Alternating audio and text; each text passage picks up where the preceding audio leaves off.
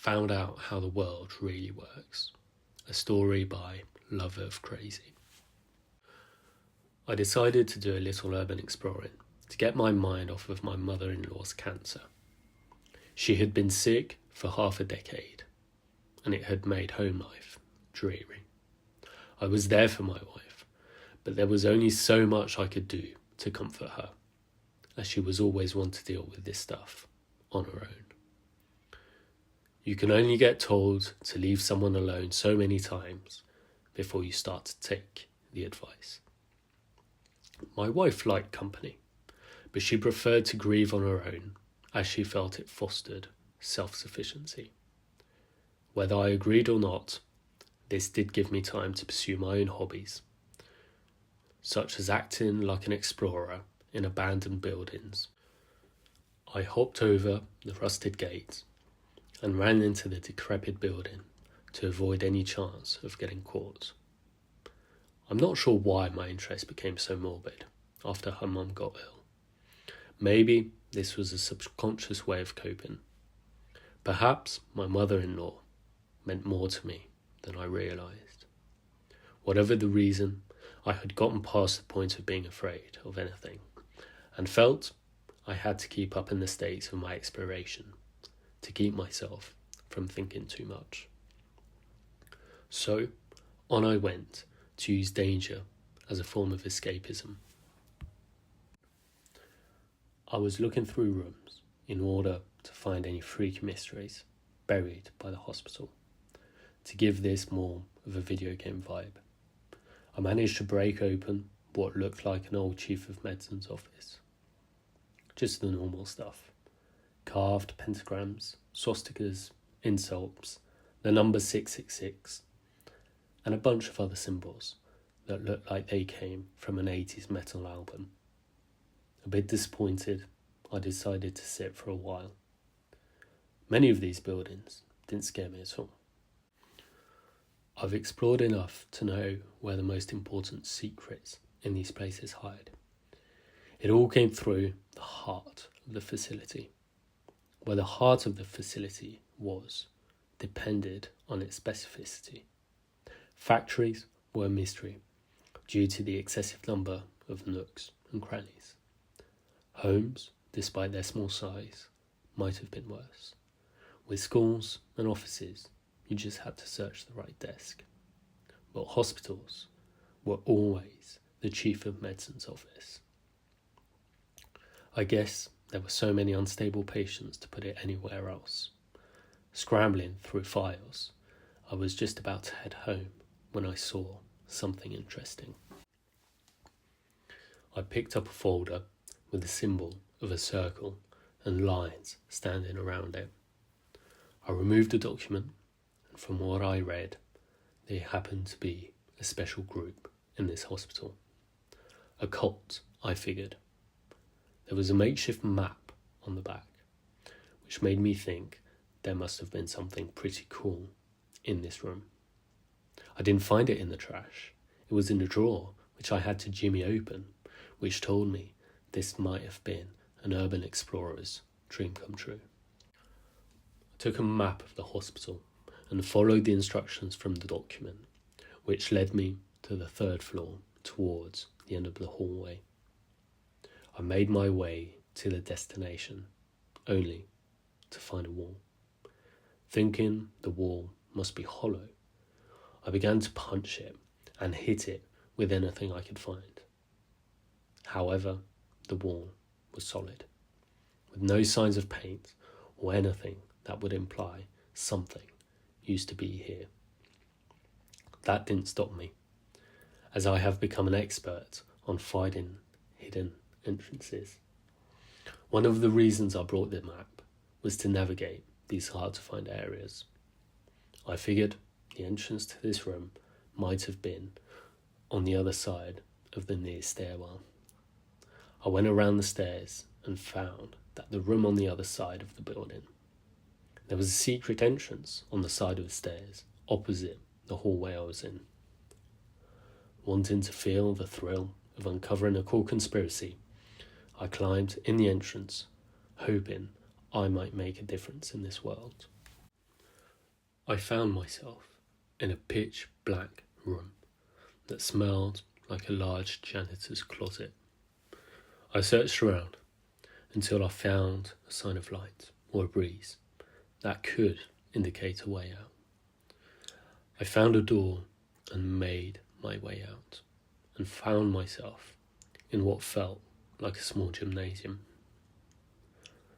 I heard a small yelp and headed for the sound. I had been exploring so much that stuff that should terrify me, such as screams or signs of crimes, only intrigues me and pushed me forward. I turned a corner to find a room with a small light in it. I shoved my way in like I've been there before. I saw a small group of people, some men and some women, who were surrounding a shaken patient. I wondered if I'd walked in to those live procedures that med students would watch. For a brief moment, I thought I entered a part of the hospital that was still in operation, and was about to leave when I noticed that the patient was awake. I yelped, causing the group to turn around. I started to run, but the door slammed shut, with the leader standing right behind me. "You can't leave yet. Please have a seat." As he turned to walk away, a seat materialised behind him. Not knowing what to do, I sat, hoping that if I cooperated, I wouldn't be in the patient's place. I could maybe leave and call the authorities. "I know what this looks like. You think we're monsters who are paid to get in our rocks off watching a man suffer. A cult of hedonists with no motive but smile in the face of another's pain. I assure you, we're not monsters, and we don't enjoy this. We have to do this." So you're addicted," I replied. "The world depends on this man's suffering." I wanted to run for the hills, but thought I wouldn't get very far. I sat still, trying not to panic. "I know it's crazy, but we have seen things. As bad as the world is, if we don't keep this man in pain, the chaos revealed will be so much worse. It won't happen fast. It will be a gradual turn.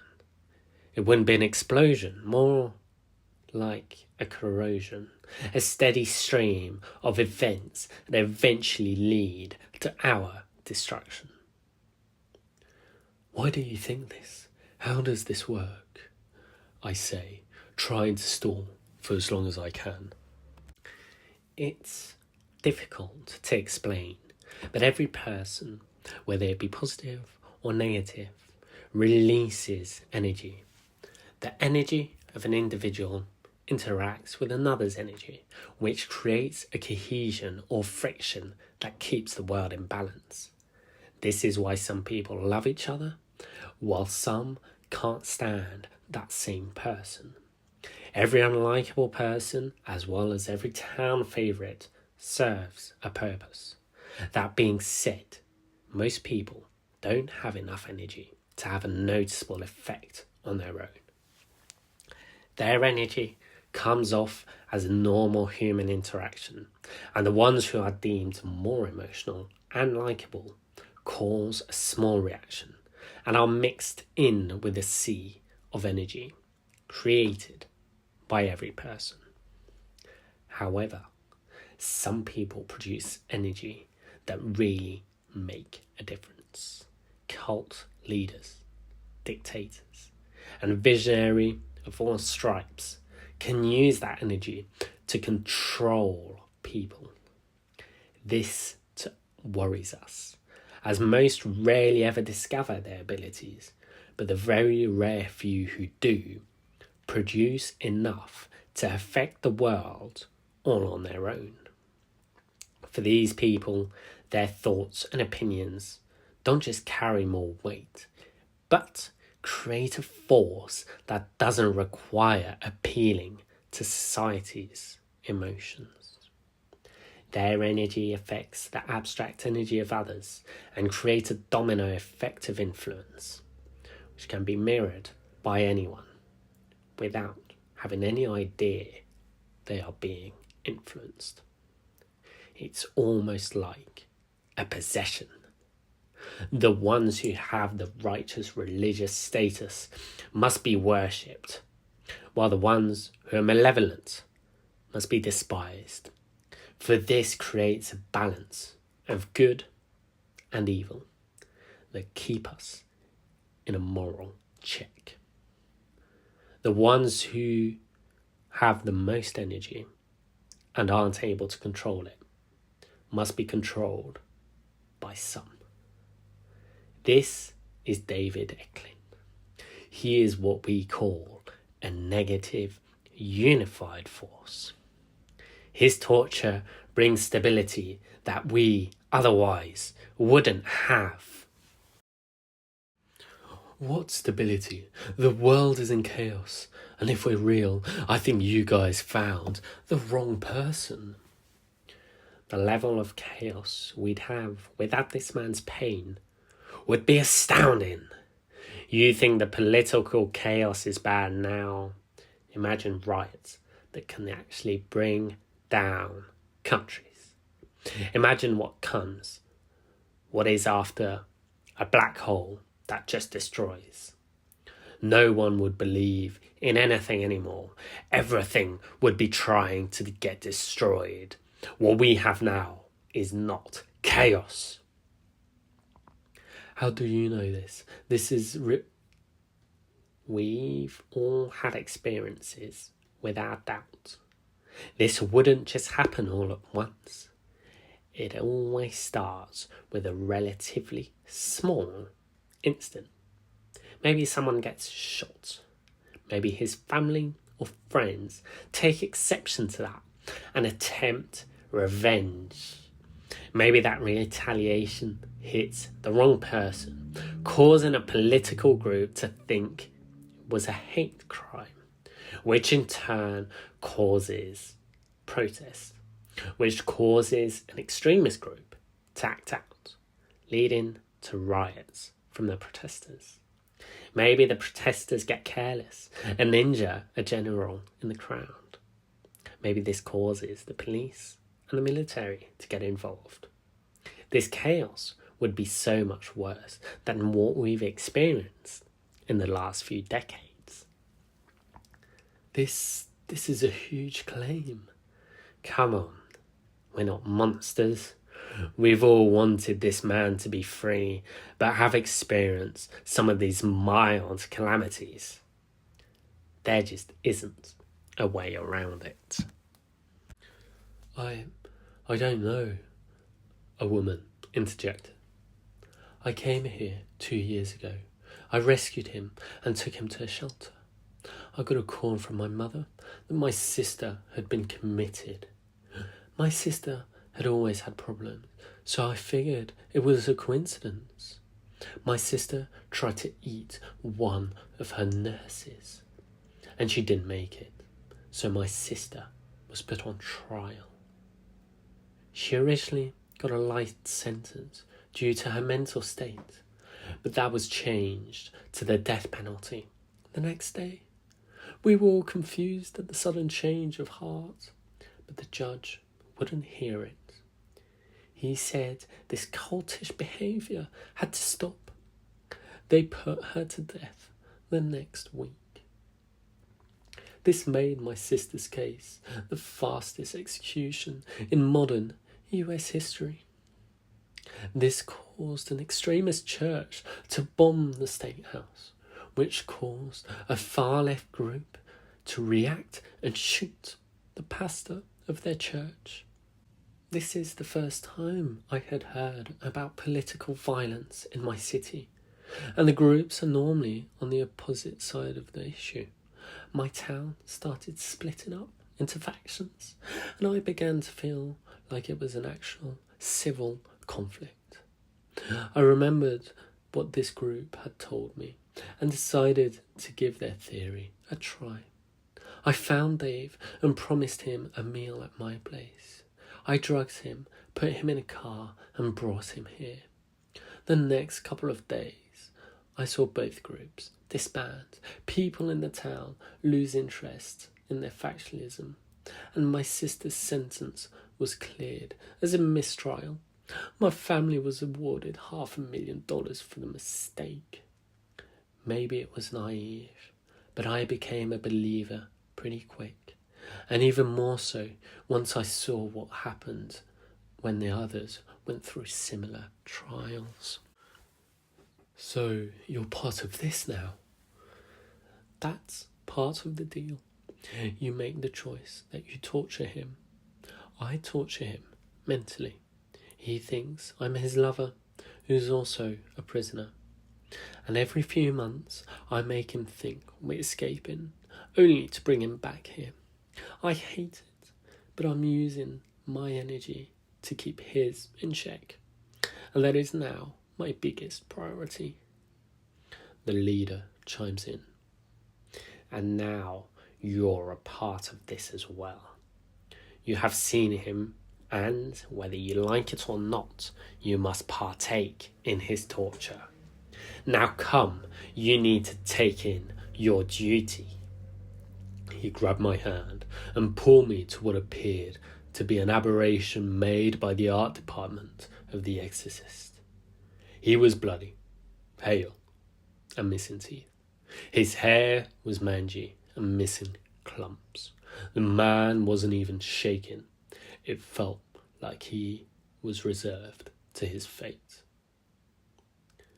Now please make the choice. How will you torture him?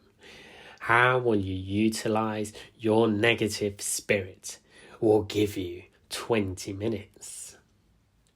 The group walks into the side door and leaves me to my decision.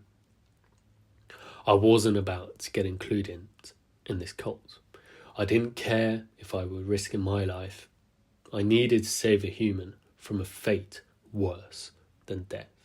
I grabbed the knife off the table, cut his ropes, and tried to pull him up. Come on, I'm getting you out of here. The man could barely stand after being tied up for so long, and I had to act as a crutch. We made our way to the door I had come from. I had to be cautious, as I wasn't sure if the cult had backup in the hallway I came from. I peeked out and noticed a couple of robed members at the end of the hall. They were hard to make out in the dark, but I could see them, and luckily they were on opposite side from where I had come from. So I shuffled with this guy towards our exit. I was curious as to why their security was this relaxed, considering the nature of their crimes. I guess entropy really takes its toll. We made our way into the stairwell to the main hospital, where we sat for a few minutes. How long have you been in here? I don't know. He seemed listless. I couldn't blame him. Are you from this area? I'm not sure. I've been living here for years. I barely remember what happened the day I was taken. I don't have much of a grasp on time anymore. These guys really do this to you for all these years? It's been rough. It hadn't all been brutal. Sometimes I get a week off to recover, but I think that's so I can feel the pain fresher. They pretend to be my friend, then crack me a bunch. Then I wake back up on the table. We sat there for 30 minutes just talking about his situation and where he wanted to go. I received a text from my wife. Her mum's health had took a turn for the worse. She wasn't texting like she normally did. She told me she might take her own life. Just as I was about to message her, my brother texted me about how some of the houses on his block are foreclosing and his neighbours are becoming homeless. His house is safe, but people are demanding to stay there. He is contemplating leaving as the neighbourhood is becoming chaotic. At this point, my anxiety had gone into overdrive. I'm not superstitious, but the coincidence was ridiculous. Come on, let's get a move on, I told him. I helped him get up when I received a ping on my phone.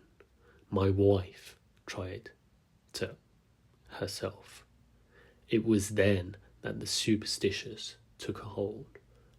But this guy isn't getting tortured because my family is in pain. I couldn't do that to anyone, no matter the cost. If this thing was real, I or just myself. I took us through the hole that led back to the main hospital where I received another text. My brother had gotten stabbed by his wife. This was understandable. She was stressed. We were walking in the hallway that led to the exit, and I got a text from my wife's sister. My wife apparently had a contagious blood disease that had become to infect the hospital. Their family was quarantined. Hey, wait, there's an odd security. Let's go back this way. I had taken the guy back to the room. The cult was standing there waiting. You were a lot quicker than most. Most people spend at least another 20 minutes pretending they're going to save him while they make up their minds. Shut up. This is horrific. We've all had to make the decision. It cannot continue if a newcomer doesn't make the choice. The members pull the guy back up and tie him. Now, you must make the next move. He hands me a knife. The first cut must be the most painful.